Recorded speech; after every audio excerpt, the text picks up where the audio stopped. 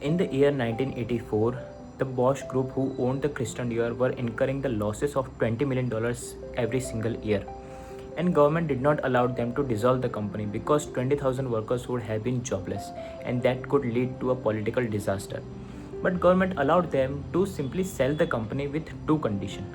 The first one was no layoffs and 20,000 workers would still work and keep running the loss making factories. But none of the businessmen were interested in this kind of deal, and one man stood up without the experience in fashion, retail, and clothing, and he simply bought the whole group in just one franc.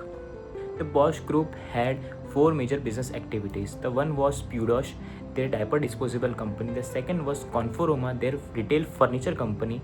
And the third one was real estate across the France. And the fourth one was 65 textile loss-making factories.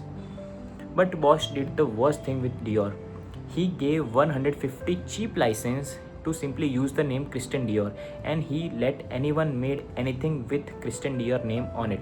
But Arnold bought the whole company with just one franc and told the government he has $80 million in his bank account. The 15 was from his own and $65 million was borrowed from the investors. And he told that he can bear the losses of $20 million every single year.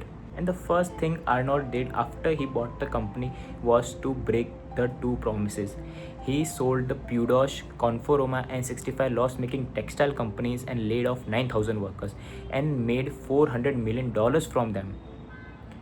But government could not do anything about it simply because government has realized if they take over the company, they have to bear $20 million losses that could eventually lead to shut down the company, and 20,000 workers would have been jobless eventually, and that could lead to a political disaster.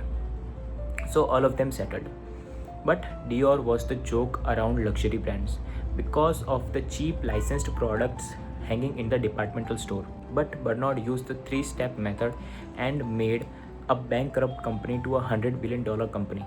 The first thing he did was hunt down every single cheap licensed product and eliminated them from departmental store and from everywhere. Because he knew the psychology of luxury brand. Luxury is about the distance between the people who owns it and the people who are begging for it. Normal product demands decreases as their price increases, but luxury product prices increases and their demand skyrocketed simply because of the gap. But a luxury brand without anyone noticing it is simply not gonna work. So he did the second step. Somehow Lady of the France gifted a Dior bag to the Princess Diana, and Princess Diana was the world's most famous woman on the earth, and she was the epitome of influential. A Dior bag spotted in the hands of Princess Diana skyrocketed the sale by 2,000 units in just 2 years, and Arnold named the bag as the Lady Dior. But Arnold had to capture the younger generation, so he did the third step. A weird product in the hands of right cultural icon can made the weird product into an exclusive and sensational. So he made a weird saddle bag and put it in the hands of Beyonce and Paris Hilton to capture the MTV generation. And Dior is still collaborating with most famous persons and brands in the world, whether the Taylor Swift, Kendall Jenner or Travis Scott. He did not become a heritage uncle or auntie brand, he became an aspirational to a younger generation. This is not the story of a handbag to $1 billion. It's an ultimate cheat code for billionaires' blueprint. And Bernard Arnault himself used it again and again to make the companies like Louis Vuitton, Tiffany Co. and many more.